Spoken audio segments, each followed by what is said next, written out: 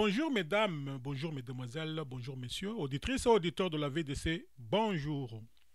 Voici la lecture de la revue de presse de la VD Congo de ce jeudi 22 mars 2018 au micro John Kayembe depuis New York City. Les sommaires. 1. Création d'une zone de libre-échange continentale. La RDC signe aussi cet accord. 2. CENSA et le dédoublement de partis politiques. Et enfin 3. L'Italie confirme les 17 ans de nationalité italienne de Moïse Katumbi, véritable boîte de Pandore. Les détails. Commençons par le point 1. Création d'une zone de libre-échange continentale. La RDC signe cet accord. France Info titre 44 pays africains signent un accord créant une zone de libre-échange continentale. Il a fallu 2 ans de négociations, mais ça y est, à Kigali au Rwanda, mercredi 21 mars, 44 pays africains ont signé un accord créant une zone de libre-échange continentale, ZLEC en sigle. Perçu comme essentiel au développement économique de l'Afrique par le biais d'une hausse de commerce intra-africain, elle est présentée comme potentiellement la plus vaste du monde en nombre de pays membres.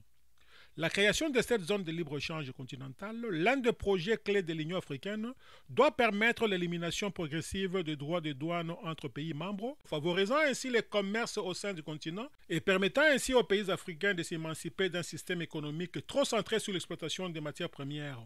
L'Union africaine estime que sa mise en œuvre permettra d'augmenter de près de 60% d'ici 2022 le niveau de commerce intra-africain. Seuls 16% du commerce de pays africains s'effectue avec d'autres pays du continent.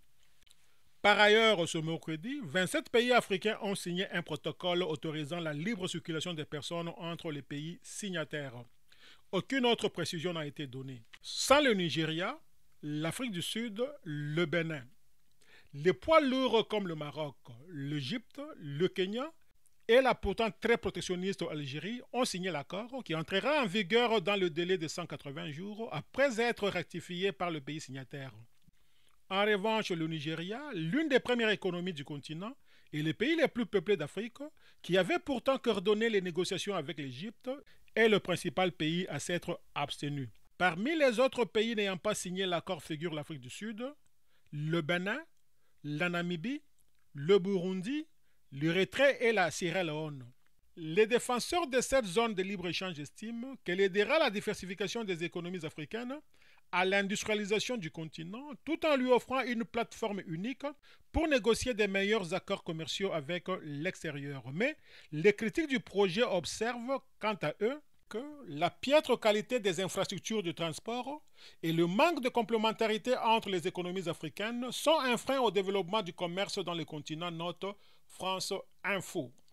Forum des As note pour sa part que la RDC signe l'accord de libre-échange continental. À en croire le quotidien de l'IMT, la future zone de libre-échange continental, indique-t-on, se traduira par la création d'un marché commun de plus d'1 milliard de consommateurs avec un produit brut combiné de 3 milliards de dollars américains. Elle induira aussi un accroissement du commerce intra-africain de 52% à l'horizon 2022 et ouvrira la voie à la mise en place d'une union douanière d'ici 4 ans et d'une communauté économique africaine en 2028. Moussa Faki, président de la Commission de l'Union africaine, s'est dit satisfait que 40 pays sur les 55 que contient le continent aient signé cet accord. Il invite cependant les pays tels que le Nigeria, l'Afrique du Sud qui hésitent encore à signer de le faire, précise Forum des As. Point 2. CENSA et le dédoublement des partis politiques en RDC. Le Conseil national de suivi et d'évaluation de l'accord du 31 décembre 2016, CENSA en sigle, s'est prononcé sur les dossiers du dédoublement des partis politiques. Si les partis politiques du G7 ont recouvré leurs droits, seul le MSR de Pierre Lumbi a été recalé dans les dernières délibérations du CENSA, constate le potentiel, qui évoque un règlement des comptes. Dans sa déclaration, le CENSA appelle le ministère de l'Intérieur à ne reconnaître l'aile de MSR enregistrée sous la direction des Robota et l'UMSR aux législatives de 2011 note le potentiel. Enfin, 3. Italie confirme 17 ans de nationalité italienne de Moïse Katumbi, véritable boîte de Pandore. Jeune Afrique annonce RDC, Moïse Katumbi a bel et bien eu la nationalité italienne pendant 17 ans. Une municipalité du sud de l'Italie a confirmé à Jeune Afrique que Moïse Katumbi Dagnano avait bien détenu la nationalité italienne entre 2000 et 2017. Cette situation contraire au droit congolais pourrait porter préjudice à la candidature de l'opposant à l'élection présidentielle prévue pour décembre prochain. La rumeur qui courait pendant plusieurs années s'est confirmée. Moïse Katumbi Chapwe a bien détenu la nationalité italienne. Le nom de l'un des principaux opposants au président Joseph Kabila apparaît dans les registres de l'état civil de la mairie de San Vito dei Normanni, une petite ville de 20 000 habitants située dans le sud de l'Italie. Contacté par Jeune Afrique, la municipalité confirme que l'opposant a choisi le nom de Moïse Katumbi Dagnano lors de sa demande de naturalisation, a acquis la nationalité italienne le 3 octobre 2000 avant d'y renoncer le 13 janvier 2017. D'après nos informations, l'homme figura dans le registre et né le 28 décembre 1964, tout comme l'ancien gouverneur du Katanga. Et Jeune Afrique de poursuivre, la réponse des services administratifs de San Vito dei Normanni, écrit en italien, que l'on peut traduire en français. Suite à votre demande, nous vous informons que, dans les actes d'état civil de la mairie, il résulte ce qui suit. M. Moïse Katumbi Dagnano a acquis la nationalité italienne le 3-10-2000, a perdu la nationalité italienne le 13 janvier 2017. Si elle peut paraître anecdotique dans d'autres pays, cette double nationalité provisoire soulève un problème majeur au regard du droit congolais. Car la Constitution de 2006 interdit expressement, dans son article 10, la binationalité. La nationalité congolaise est une et exclusive. Elle ne peut pas être détenue concurremment avec une autre. En ayant acquis la nationalité italienne, Moïse Katumbi a-t-il de facto perdu sa nationalité congolaise? C'est en tout cas ce que laissait penser en juin 2017 le ministre de la Justice Alexis Ntambwe-Mwamba, qui s'était fait écho peu avant de la rumeur d'une double nationalité de Moïse Katumbi.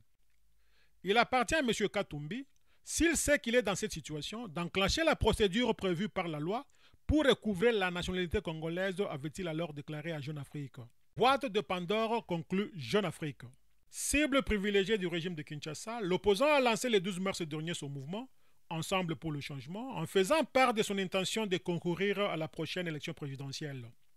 Or, la Constitution congolaise prévoit à son article 7.2 que nul ne peut être candidat à l'élection du président de la République s'il ne possède pas la nationalité congolaise d'origine.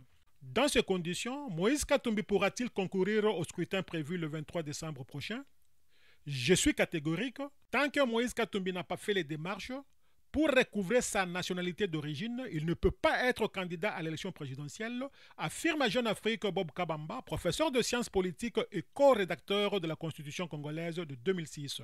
Véritable boîte de Pandore, la question de la nationalité des responsables politiques en RDC refait surface de manière récurrente. En novembre 2016, le porte-parole de Moïse Katumbi avait lui-même déclenché une semblable polémique en pointant la situation de Sami Badibanga, nommé Premier ministre un mois auparavant.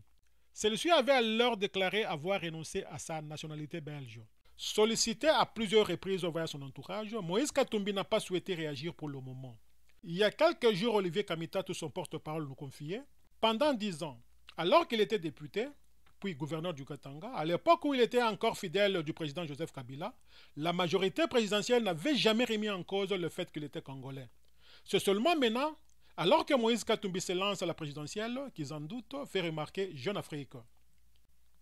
Fidèle auditrice et auditeur de la VDC, merci pour votre aimable attention. C'était votre humble serviteur Don Kayembe depuis New York City pour le compte de la radio-télévision La Voix de la démocratie congolaise Panorama d'Afrique. À demain.